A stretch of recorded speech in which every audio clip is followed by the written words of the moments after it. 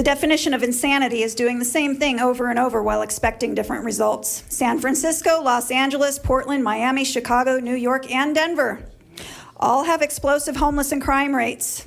I'm not saying illegal migrants, all of them are criminals, but I am saying when resources are already stretched thin and they are scarce, people get desperate and commit crimes. Mail up and down my street is being stolen. We had a bicycle stolen out of our backyard.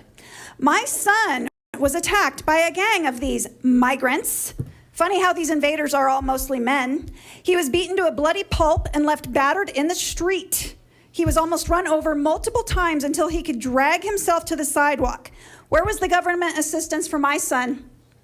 And for all of the disgusting race baiters, my son is Hispanic. No one here is opposed to helping homeless. And the only side calling people names are on the opposite side of me. Denver's mayor just announced the need to pull taxpayer dollars from DMV and Parks and Rec to fund the people that are not contributing to the pot. Veterans that bled for this country are being kicked to the curb to accommodate people whose first act was to break our laws. I'm flummoxed. Surely humanity is not actually this stupid. Government needs to be reminded that the money that they spend doesn't actually grow on trees. It comes out of our pockets. The money the feds are promising is also taxpayer money. Your salaries are paid by citizens, and our pockets are not your piggy bank. When you continue to dismiss citizen concerns by gaslighting us and using Orwellian doublespeak, you insult our intelligence. You were elected to serve Lakewood citizens, not these people that cut the line based on empty promises of handouts. Now taxpayers are expected to bear the weight of them in addition to everything else we are being taxed for. This is a slap in the face of those that entered by legal means and that do contribute to the pot.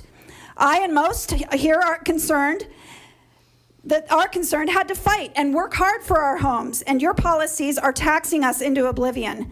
There is a right and wrong way to rescue someone that is drowning so that you don't drown with them. The citizens of Lakewood are drowning, and you're all talking about adding more water. If you proceed, it only proves that you lack discernment and you don't give a damn about Lakewood citizens, just the almighty dollar. When has government actually ever done anything that benefited its citizens? And when the federal funding runs out, who's left holding the bag? Being a good neighbor is watering your neighbor's plants and collecting their mail. It isn't cleaning up their messes and collecting their strays. Your requirement of being a good neighbor is waived when your neighbor adopts such disastrous policies. Sometimes people need to clean up their own mess to learn from it. Wanting to afford to keep our homes and feed our families does not make us racist. And forcing us all into poverty solves nothing. Without law and order, we won't have law and order.